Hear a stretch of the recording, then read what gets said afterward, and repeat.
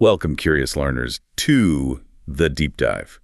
Today we're plunging headfirst into, well, one of the most tumultuous and endlessly captivating periods in Chinese history, the late Han Dynasty and the subsequent Three Kingdoms era. Oh, absolutely. It's a period that's just packed with drama. Right. Imagine a time where a sprawling empire just crumbles, ambitious warlords rise and fall, and the human drama is so intense it quite literally shaped a nation for centuries. Our mission today is to give you a genuine shortcut, to becoming truly well-informed about this pivotal era. We're extracting the most vital nuggets of knowledge and insight from the incredible sources you've shared with us. Basically, getting the inside scoop without wading through ancient texts yourself. Exactly. Think of it as the full story streamlined. That's precisely it. If you've ever heard whispers of these, larger-than-life figures like Cao Cao or maybe Liu Bei. Yeah, maybe from games or something. Exactly. Maybe through video games, novels, or just cultural references, but felt completely overwhelmed by where to even begin understanding their world, then this deep dive is absolutely for you. Okay, good. We'll be navigating a landscape where the stakes were literally life and death. Loyalty tested constantly, strategic brilliance clashing, often violently, with just raw human ambition. It sounds intense. Oh, it is. It's a period so rich in fascinating characters, epic battles, surprising twists. It's inspired countless tales that, resonate deeply in Chinese culture even today. And to really get a grip on this era, we're going to focus on the central power struggle that defined it, especially that monumental confrontation between Cao Cao and Yuan Shao. Guandu. Which culminated in the legendary Battle of Guandu. We'll also spend significant time with the key players, Cao Cao, Liu Bei, Yuan Shao, Guan Yu, diving deep into their decisions, their rivalries, the unique quirks of their personalities that so often sealed their fates. Those personalities really drove events, didn't they? Absolutely. And don't worry if Chinese history feels like a distant, complex topic. We'll unpack crucial concepts like Han legitimacy, what that even means, right, and even uncover the secret behind the mysterious edict in the belt along the way. The goal is you leave feeling well-versed, maybe even entertained. Sounds like a plan. So let's truly unpack this, starting right at the root of the chaos. At its core, the late Han Dynasty, which had ruled for, over 400 years? A long time. A very long time. It was a time when the central imperial power had become incredibly weak, almost irrelevant, really. Okay. The emperor at this time, Liu Xi, known to history as Emperor Xian, was little more than a ceremonial figurehead, a puppet, basically, manipulated by powerful regional warlords. How old was he? He was in his 20s, so certainly not a clueless kid, old enough to understand his dire situation. And he was acutely aware of his powerlessness. He was genuinely chafing under the thumb of one particular warlord who was effectively running the entire show, dictating policy, wielding imperial authority as his own. And that warlord, the one holding the imperial reins, that was Cao Cao, right? That was Cao Cao. He had, to put it mildly, grabbed control of the emperor during a period of immense political instability. How did he manage that? He strategically moved the young Emperor Xian to his own base at Shudu.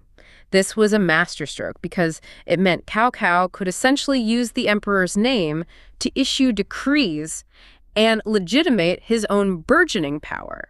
Okay, so Han legitimacy, that's the key concept here. Absolutely critical. Even if the emperor himself was powerless, merely claiming to act in his name still lent this invaluable veneer of authority. Right, because the Han Dynasty had been around forever. Exactly. Centuries. It was deeply embedded in the cultural psyche. No warlord could openly defy the emperor without risking their own standing. So by controlling Emperor Xian, Cao Cao could issue edicts, summon other warlords, enforce policies, all carrying the full symbolic weight of the imperial court.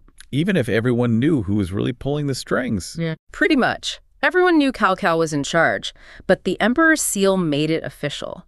It was a tool of immense strategic value, and Cao Cao wielded it brilliantly. So, with the young Emperor Xian effectively a captive in his own palace, Cao Cao held a powerful trump card.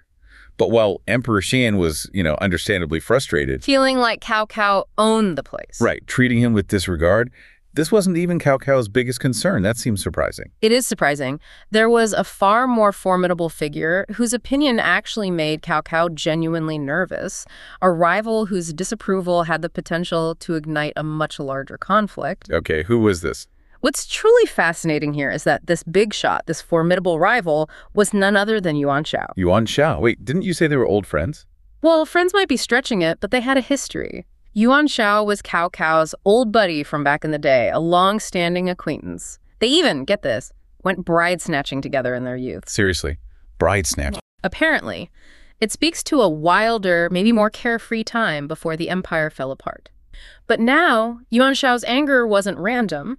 Part of it was directly Cao Cao's fault. So. Soon after gaining control of the emperor, Cao Cao became, as the sources put it, a bit too full of himself. Power went to his head. Seems like it. He even issued an official decree, using the emperor's name, of course, to publicly call out and chastise Yuan Shao, basically humiliating his former buddy on a grand stage. Ouch. What did the letter say? It was pretty direct, pulled no punches. It essentially told Yuan Shao, look, your family always served the empire loyally, received generations of imperial favor. So you owe us. Exactly. Yeah. Therefore, Yuan Shao should be actively giving back, not ignoring the court, not paying tribute, not offering any help. This wasn't just a private telling off. It was a blatant public challenge, cloaked in the emperor's authority. A strategic insult. Precisely. Designed to provoke. And it absolutely set the stage for the monumental confrontation that would define the northern plains. Okay, so this raises a huge question. Who were these two giants, Yuan Shao and Cao Cao? What made their clash so pivotal? Let's start with Yuan Shao. On paper, he looked like he had every conceivable advantage. General Kamrong, a sharp observer at the time, noted with some worry that Yuan Shao owns vast lands and commands a powerful army. Big territory up north. Huge, rich northern plains, immense resources. But it wasn't just land and numbers. He seemed to have this incredible leadership team. Smart strategists like Tian Feng and Zhu Yu giving him advice. Okay. Loyal ministers like Shen Pei and Feng Ji working for him. And these fearless generals like Yan Liang and Wen Chao leading his troops. Wow. Sounds like an all-star cast. Exactly. On paper, he was, without question, the most formidable warlord of his time, a real powerhouse. Meanwhile, you have Liu Bei. Very different situation. Oh, completely different. Liu Bei, a distant descendant of the royal Han family, was in a far more desperate, precarious spot. He was, to quote the sources, a warlord desperate for someone who could help him rise above the chaos. Always on the move. Constantly. His life was just relentless struggle, constantly on horseback, constantly moving, fighting, and riding hard. But despite all this effort, he felt he had achieved nothing, no legacy, no real accomplishment. That's rough. And his family. I heard something funny about them. Yeah, it's sort of darkly amusing. His family seemed to end up as captives more often than not. Oh, dear. And the sources even note, a bit cynically, that this was a trait he shared with his supposed ancestor, Liu Bang, the founder of the Han dynasty. Both were apparently quick to abandon their wives and kids when it came to saving their own skins. Oof. Pragmatic, I guess? Or maybe just desperate. It paints a picture of survival above all else. So this desperation leads him somewhere important, right? It does. This profound sense of, well, desperation, this constant wandering. It led Liu Bei to seek out the hidden genius of his time, Zhu Liang, also known as Zhu Kongming. Ah, the famous strategist. The very one. And the legend around their first meeting is incredibly famous, the 3 visits to the thatched cottage. He had to go 3 times. That's the story. Liu Bei visited Zhu Liang's humble home 3 separate times. The first 2 times, he missed him. Zhu Liang was either out exploring or busy with scholarly stuff. Shows persistence, I guess. Exactly. It highlights Liu Bei's extraordinary perseverance and his genuine respect for talent. Shows the lengths a leader should go to recruit the right person, even if it means humbling himself repeatedly. So, 3rd time's the charm. 3rd time's the charm. When Liu Bei finally met Zhu Liang, he received the famous Longzhang plan. This wasn't just casual advice. Zhu Liang laid out this clear, surprisingly pragmatic, long-term strategic blueprint for Liu Bei. What was the plan? First, manage expectations. Zhu Liang basically said, Cao Cao is way too powerful for you to challenge head-on. Just forget that idea. Sun Quan is firmly rooted down south in Jiangdong. Deep local support, strong power base. Don't try fighting him either. Okay, so who's left? That's the clever part. Zhu Liang told him, focus on your 2 kinsmen, Liu Biao and Liu Zhang. These guys were regional warlords, also Han royalty, but seen as less effective. Weaker links. Pretty much. Zhu Liang explained, if you can take control of their territories, specifically Jingzhou and Yi province, you'll secure 1/3 of the realm. Then the empire will be split into 3 parts, with you holding one. A 3-way balance of power. Wow. That's ambitious but clear. It was the strategic blueprint for the 3 kingdoms, a recognition that the old Han dynasty was gone, and a new reality had to be forged. The crumbling Han and the rise of warlords. Okay, let's swing back to Cao Cao and Yuan Shao. The tension's building. Right. Yuan Shao, feeling totally insulted by Cao Cao's decree, decides it's time to act big time. What does he do? He pulled together a huge force of 100,000 elite soldiers and tens of thousands of well-bred war horses. This wasn't a small skirmish. This was a massive invasion force. Aimed right at Cao Cao. Aimed right at Shudu, Cao Cao's base. The goal, storm the capital, seize the emperor for himself, a direct existential challenge. Yuan Shao was super confident in his numbers. He thought he could just crush Cao Cao. But his advisors weren't so sure. Not at all. And here's where it gets really interesting. Despite Yuan Shao's strength, his own best advisors saw the huge risks. His seasoned advisor, Yu Shao, bravely told him, basically, "My lord, we've been fighting nonstop for years. The people are exhausted. The treasury's empty. This is not the time to rush into another huge battle." What should they do instead? Yu Shao urged rebuilding, focus on agriculture, help the people recover, let the country heal.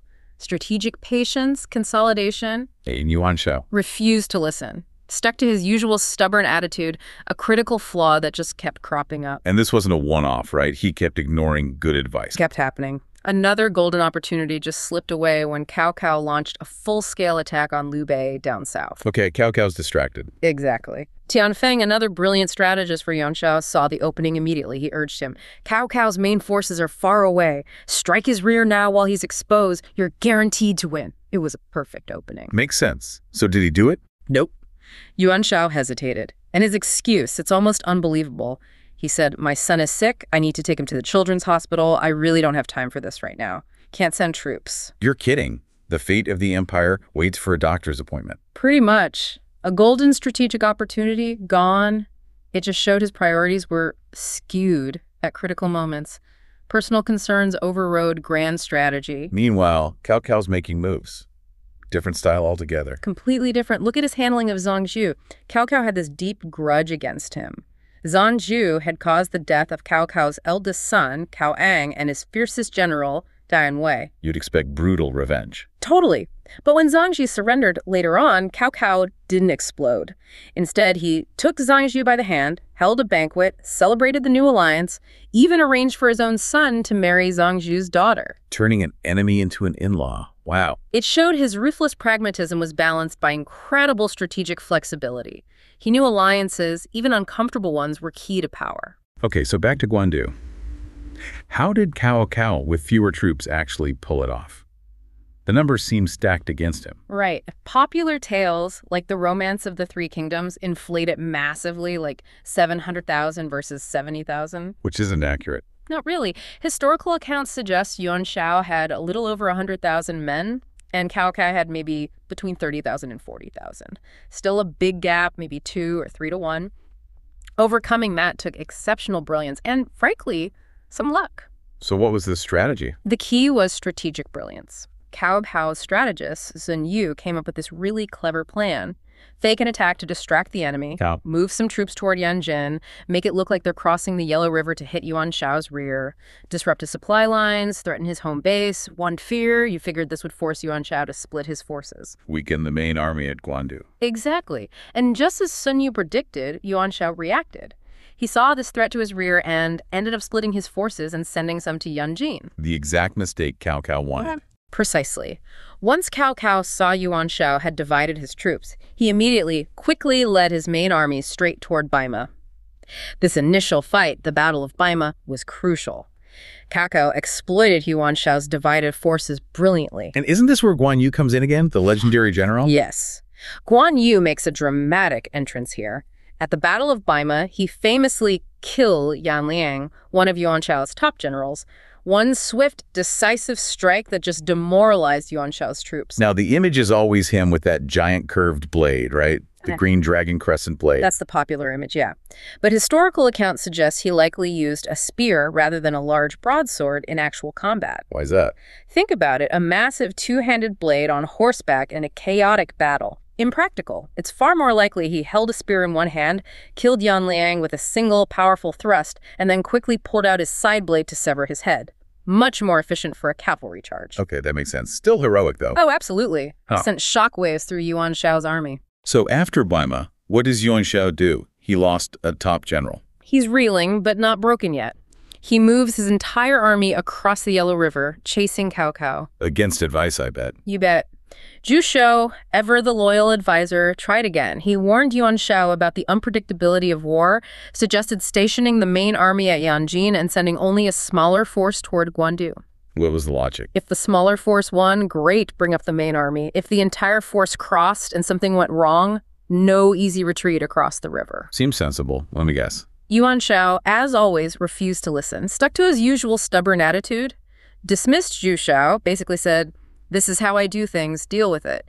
That inflexibility, it was his doom. So they face off at Guandu, a stalemate. A tense standoff, yeah. Both sides dug in. Then comes this truly pivotal moment, a game changer. Zhu Yu, one of Yuan Shao's key strategists, defects to Cao Cao. Whoa, why would he do that? He knew all Yuan Shao's plans. Exactly. The sources say news reached Yu that his family, back in Yi, Yuan Shao's base, had broken the law. And Shen Pei, Yuan Shao's security chief, arrested them all. So Yu felt betrayed. Utterly. Yeah. Ignored by Yuan Shao and now his family targeted by Shen Pei, he thought, okay, if I'm not welcome here, I'm out. It was self-preservation mixed with bitter revenge. What did he tell Cao Cao? This was huge. Yu, knowing all the secrets, immediately advised Cao Cao to launch a daring surprise raid on Wuqiao. Wuqiao. What was that? It was where Yuan Shao's entire stockpile of grain and supplies were stored, his logistical lifeline, the food for his massive army. Attacking the supplies. Yeah. Smart. How did Yuan Shao react? His advisors were split.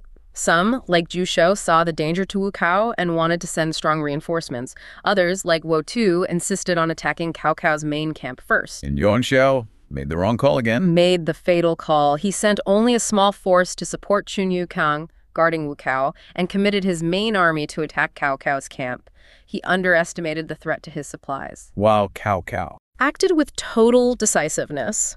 When told enemy cavalry was approaching Wuqiao to reinforce, he snapped, "Tell me when they're right on our backs. Don't bother me till then." Absolute focus. His troops must have known the stakes. They knew they were caught between enemy forces. No way out if they failed.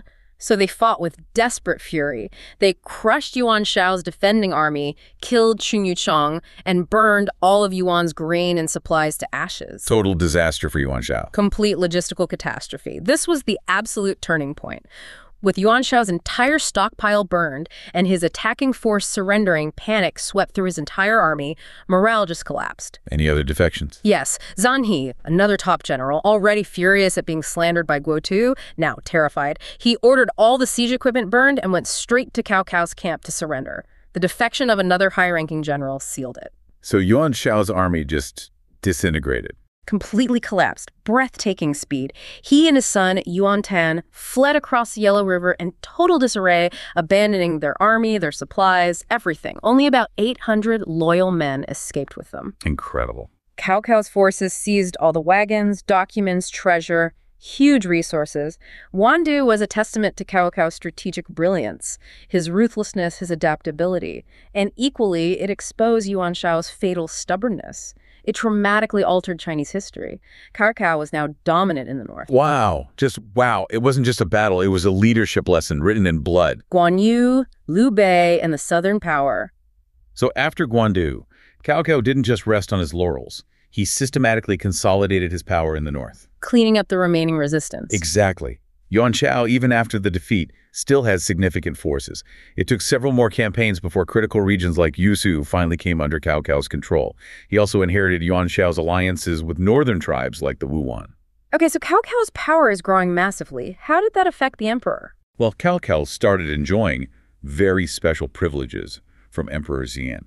Things that clearly signaled his supreme authority. Like what? Like, officials only needed to announce his title, not his full name, in court. He didn't have to rush when entering the imperial hall. He could even wear shoes and carry a sword in front of the emperor. That sounds like stuff only emperors or near emperors get. Precisely. These are signs of real, undeniable power. Treatment given only to top figures like Xiao He, who founded the Han, or infamous usurpers like Dongzhu.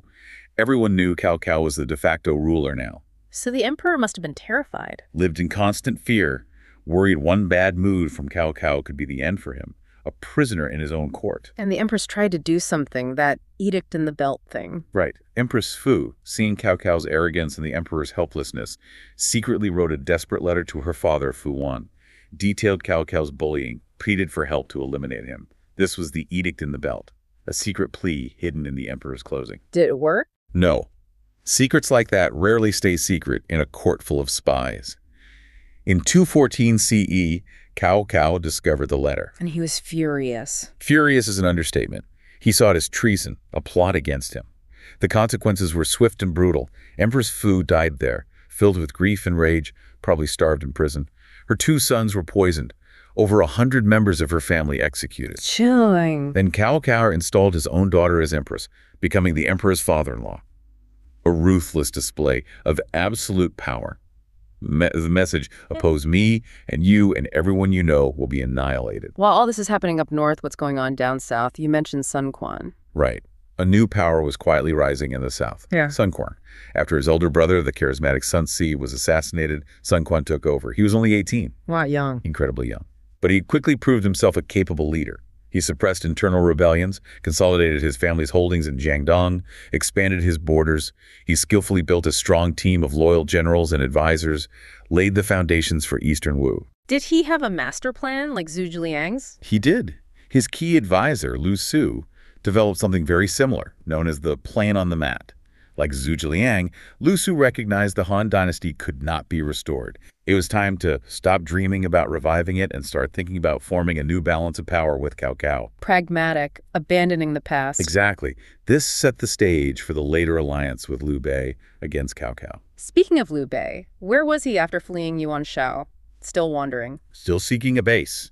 He ended up taking refuge in Jingzhou, a key province ruled by Liu Biao. Another Liu. Related. Yes, also of Han imperial blood. Jingzhou was seen as a safe harbor during the chaos. Liu Biao was respected, a good recruiter of talent, one of the 8 stallions.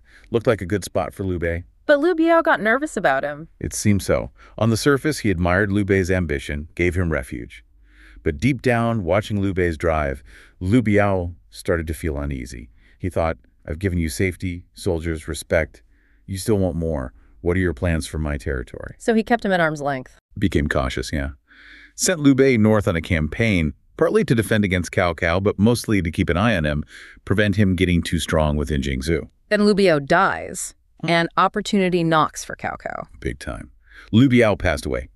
His son, Liu Kang, young and indecisive, just surrendered the entire province of Jingzhou to Cao Cao without much of a fight. Huge gain for Cao Cao. And Liu Bei, did he know this was happening? Completely in the dark. He was stationed nearby, defending the north.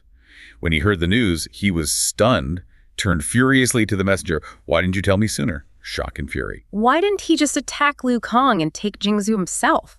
Some advisors must have suggested it. They did, urged him to seize it by force, but Liu Bei refused. He said basically, Liu Biao trusted me with his son on his deathbed. If I betray that trust for ambition, I'm no better than a traitor. He chose the moral high ground, even if it meant losing a province. So he retreated again. He retreated. Famously stopped at Liu Biao's tomb to pay respects, lamenting how a great man could have such a useless son. A dragon giving birth to a flea, he supposedly said. This retreat leads to some famous stories, right? Zhao Yun saving the baby? Yes. During this chaotic retreat, with Cao Cao's forces chasing them, someone reported Zhao Yun is gone, rode north, must have surrendered. Panic. But Liu Bei trusted him. Absolutely. Threw something at the messenger, shouted, nonsense, Cao Zilong would never abandon me.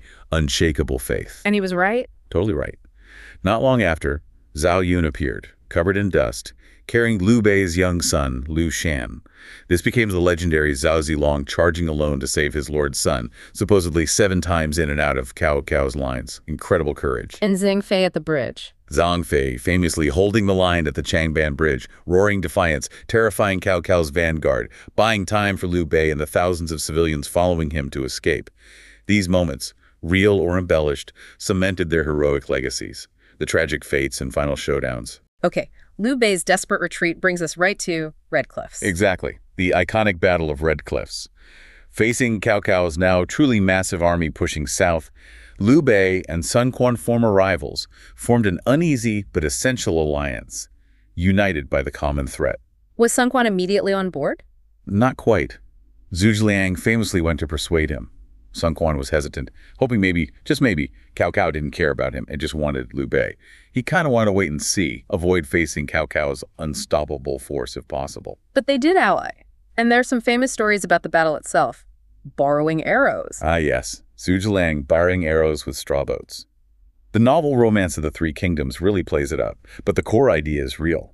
Zhuge Liang sailed boats covered in straw into Cao Cao's fleet in heavy fog. Tricking them into shooting the straw. Exactly. Cao Cao's troops fired volleys into the fog, hitting the straw bundles. Zhuge Liang collected like 100,000 arrows without making any. Brilliant deception, using the fog to his advantage. And wasn't there a story about Cao Cao's real motivation? Something about beautiful sisters? Yes, the legend about the two Cao sisters.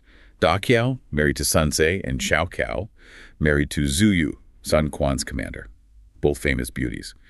Some tales suggest Cao Cao invaded partly to capture them. Is there evidence for that? There's a famous Tang Dynasty poem hinting at it. Had the east wind not helped Zhu Yu, the bronze bird terrace would cage the two cows deep in spring. It plays on Cao Cao's known appreciation for beauty, adding a personal romantic layer to the invasion. So Red Cliffs is a huge defeat for Cao Cao. Crushing, unmitigated disaster. Forced him into a desperate retreat along the muddy Huaizong Road. This story is Guan Yu let him go. That's the romanticized version. Yeah. Zhuge Liang supposedly sent Guan Yu to ambush him, but Guan Yu let him pass out of gratitude for past kindness. The real records, much rougher and more brutal. How so? Facing impassable mud, Cao Cao gave a brutal order. The old, sick, and wounded were told to throw themselves into the mud to fill out the holes so the others could pass. What? That's horrific. Horrific, calculated sacrifice, just so the rest could escape. Shows Cao Cao's brutal pragmatism even in defeat, a retreat born of desperation, not mercy. So after Red Cliffs, Liu Bei finally gets a break. Finally finds some good fortune, takes control of Jingzhou relatively easily, then moves west and captures Yi Province, modern Sichuan. Rich, fortified land. A real base. He gets Pang Tong too, right? Another strategist. Yes, appoints Pang Tong as military advisor general-in-chief, status second only to Zhuge Liang.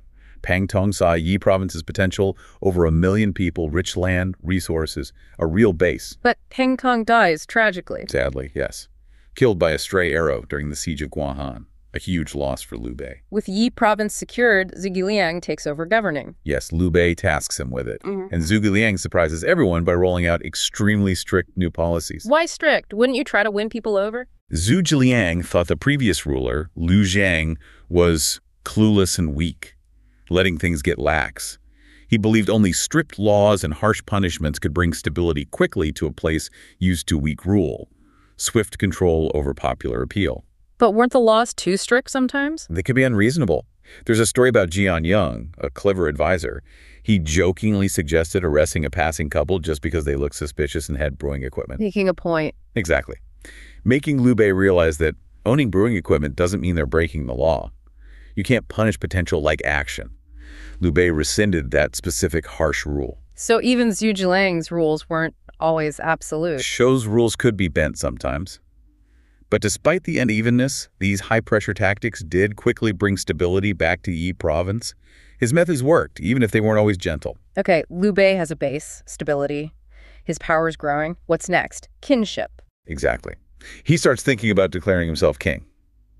Since Emperor Xian is under Cao Cao's thumb, Liu Bei's advisors urge him to follow Cao Cao's lead. Cao Cao had already declared himself king of Wei, so Liu Bei should become king of Hansong. And he does. In 219 CE, supported by over 120 top officials, Liu Bei crowned himself the king of Hansong. A huge step. Public declaration of his ambition, establishing his own domain. But the joy is short-lived. Guan Yu. Devastating news reaches him soon after. His sworn brother Guan Yu has been killed. Hits Liu Bei like a thunderbolt. Guan Yu was more than a general. He was family. Why did Guan Yu fall? He seemed invincible. His fatal flaw. Incredible pride. Arrogance. He looked down on other great generals like Wang Zhang, he surrendered, and Ma Chao. Truly believed he was the best among the 5 tiger generals. And this arrogance led to mistakes. Big ones. Huge ones. It wrecked the vital alliance with Sun Quan. Remember Jing Province? Liu Bei was in no hurry to give back after Red Cliffs. Guan Yu made it worse. He didn't understand how important the alliance with Sun Quan really was. How did he make it worse? Sun Quan proposed a marriage alliance. His son married Guan Yu's daughter. Standard diplomacy. Guan Yu rejected it with the ultimate insult. How can a tiger's daughter marry a dog's son? Ouch, that's blunt. Direct, public, unforgivable insult. Shattered relations. Pushed Sun Quan towards hostility. So Sun Quan decides to act. After Lu Su, the pro-alliance guy, died, Lu Meng took over command near Jing province. Lu Meng was formidable warrior turned scholar. Don't judge someone if you haven't seen them for 3 days. Yeah. He saw Guan Yu as unpredictable, a threat. Advised Sun Quan to strike first. How did they trick Guan Yu? Lu Meng used super respectful and humble tactics, faked illness, praised Guan Yu publicly, made Guan Yu think Wu was no threat. So Guan Yu let his guard down. Completely. Thinking there was nothing to worry about from the south, Guan Yu pulled a large chunk of his best troops out of Jing province to attack Fan City up north, left Jing province vulnerable. But wasn't there betrayal involved too? Yes, sown by Guan Yu's own harshness. Mi Fang and Fu Shiren, officers handling supplies, couldn't keep up. Guan Yu fired off harsh letters, blamed them, threatened severe punishment upon his return. They must have been terrified. Terrified and bitter. Guan Yu treated them badly, arrogant, cold, always talked down to them. Fear and resentment pushed them to defect to Sun Quan. This allowed Sun Quan's forces to slip into Jingzhou unopposed. Jingzhou falls. Guan Yu's retreat is cut off. So he's trapped. Besieged at Meicheng, surrounded, cut off, tried to break out, captured, killed, his head separated from his body. What did Cao Cao do with the head? Sun Quan sent it to him. Yes, as a token. Cao Cao, despite their rivalry, felt emotional. Held a proper burial for Guan Yu, treated him like a noble lord, a final gesture of respect. He also officially recognized Sun Quan's claim to Jingzhou, cementing their alliance against Liu Bei. How did Liu Bei take Guan Yu's death? Hit Liu Bei like losing family, shattered him, strengthened his burning desire for revenge against Eastern Wu. He immediately began mobilizing a massive army, determined to avenge his brother. Did anyone try to stop him? Zhuge Liang? Even Zhu Liang gently advised that now was not the time to attack Sun Quan. Oh. It was strategic folly, fighting two enemies, abandoning the alliance. But Liu Bei was consumed by grief and rage. Personal vengeance overrode pragmatism. But before he even gets to Wu, another tragedy strikes. Zhang Fei. Tragedy strikes again, closer to home. Zhang Fei, Guan Yu's other sworn brother. Formidable warrior, but known for extreme cruelty, violent temper, habit of hitting and yelling at his subordinates. What happened? In his grief over Guan Yu, he ordered two officers, Zhang Da and Fan Yang, to prepare mourning gear impossibly quickly. When they failed, he beat them both severely, then threatened, "I'll chop off your heads and use them as an offering for my second brother." He threatened to kill them. Explicitly. Terrified, pushed beyond endurance, Zhang Da and Fan Yang assassinated Zhang Fei in his sleep. Brutal, but born of fear. As the sources note grimly, Guan Yu's arrogance and Zhang Fei's cruelty led to their downfalls. Their deaths made a kind of tragic sense, harsh consequences of their flaws. Despite losing both brothers, Liu Bei presses on against Wu. Consumed by vengeance, yes. Presses on. Leads his army out of Zigyi, deep into Wu territory. Sun Quan appoints Lu Sun, young but brilliant, to defend. How did the campaign go? Badly for Liu Bei. His army stretched for hundreds of miles in a 700-li-long snake formation. Hard to attack effectively. Very vulnerable. And Lu Sun exploited this? Masterfully. Saw Liu Bei's forces were drained, spirits low, out of ideas after a long standoff in the heat. Launched a devastating counterattack. Set their camps ablaze simultaneously. Crushing defeat. Crushing defeat for Liu Bei. Camps go up in flames, soldiers run, huge casualties. This would be the final campaign of his life. A tragic end to his struggle. Even one of his generals, Huang Quan, got cut off and had to surrender to Cao Wei. So the dream just ends. The dream Liu Bei chased for so long slips away. Not with victory, but defeat born of grief and miscalculation. A sad end. Highlights the immense personal cost of this era, Cao Cao's legacy and succession battle. While Liu Bei's dream is crumbling, what about Cao Cao back north? He dominated for decades, ran the whole show. Did he ever become emperor? Surprisingly, no. Despite running everything, he never took that final step to declare himself emperor. People kept nudging him, but he resisted. What do you think? He remained loyal to the Han Emperor in title, if not practice, maintained that subordinate position, maybe understanding legitimacy, timing, or maybe he just didn't need the title. He already had the power. Interesting. What about his health later on? Suffered terribly from headwind disease, likely a brain tumor, caused awful headaches. He even met Hua Tuo, the famous doctor. Hua Tuo suggested something radical, right? Yeah, opening his skull. Brain surgery, basically. Cao Cao, paranoid, thought Hua Tuo was trying to kill him. Ordered the doctor executed. After that, no more treatment. Health declined, constant pain. He sounds like such a contradiction. Truly. In battle, calm and completely unbothered. Yeah. Terrifying confidence. But once he moved, fierce and unstoppable, like a tiger. Generous but ruthless. Exactly. Generous to a fault with brave soldiers, but zero tolerance for freeloaders. Believed in firm, fair, and quick law enforcement. No exceptions. Complex, brilliant, often brutal, revered and feared. So he passes away in 220. What happens next? His son takes over. Yes, Cao Cao dies. His son, Cao Pai, steps up. But Cao Pai was different. Wasn't as reserved or respectful toward the Han Emperor as his dad had been. No more pretending. Pretty much. Yeah. Cao Pai had no qualms. Swiftly, with help from allies, he pushed Emperor Xian to formally abdicate. They did the whole 3 refusals, routine emperor offers. Cao Pai refuses twice, then accepts. Staged, but it formally ended the Han dynasty, dawn of the Wei dynasty. Was Cao Pai always the chosen heir? Wasn't there a talented brother? Ah, yes. A fascinating succession battle. Cao Pai, though eldest, wasn't guaranteed the throne. His younger brother, Cao Zi, was insanely talented, a renowned poet and literary genius. So brains versus what? Pragmatism? Kind of. Cao Zi was brilliant, but way too into the whole poet lifestyle. Didn't think much about rules, long-term plans, seen as less practical.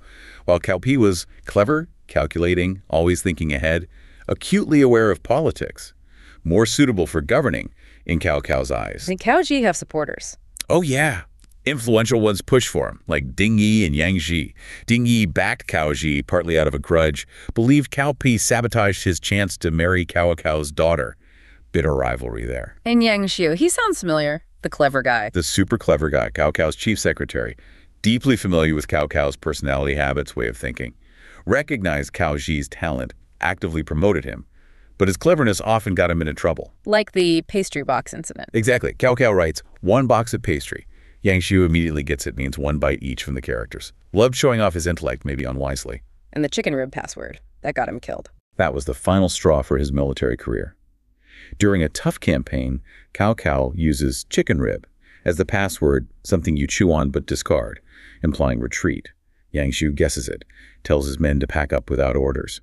Cao Cao was furious, spreading orders, revealing his indecision, executed him for it. But wasn't there something else that sealed his fate regarding the succession? Yes. Cao Cao discovered Yang Xiu was feeding Cao Ji the answers behind the scenes. Prepared over 10 suggested answers for Cao Ji to use when questioned by his father. Coaching him. Systematically. Cao Cao, already disliking Yang Xiu, nephew of his rival Yuan Shu, saw this manipulation as a ticking time bomb, undermining his evaluation. Charged Yang Xiu with leaking commands and forming shady connections, had him executed. End of Yang Xiu.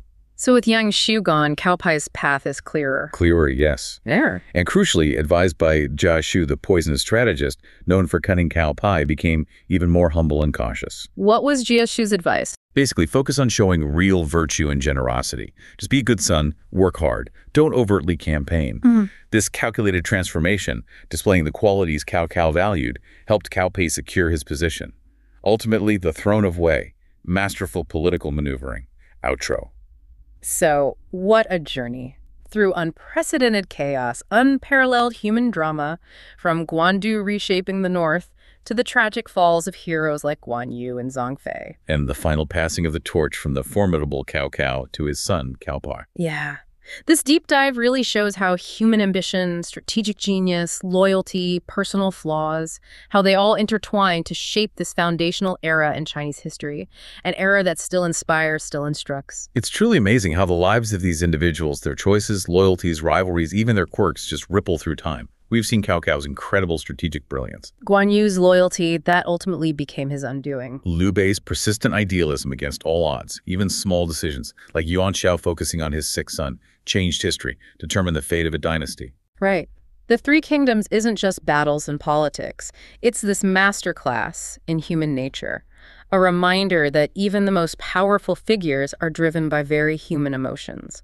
Pride, loyalty, grief, the relentless pursuit of power. It's a story as old as time, really, just played out on this monumental scale. And if we connect this to the bigger picture, It raises that timeless question, doesn't it? Which is? In times of great change, great uncertainty, then or now, what truly defines a leader? And what legacies, triumphs, and tragedies do their choices leave behind, not just on the battlefield, but in the hearts and minds of those they lead? A profound question indeed. Something to think about long after this deep dive ends. Thank you for joining us on this deep dive into the late Han Dynasty and the Three Kingdoms period. We hope you've enjoyed this fascinating journey as much as we have. It's been quite the ride through history. Until next time, keep exploring, keep questioning, and keep digging deeper into the incredible stories that shape our world.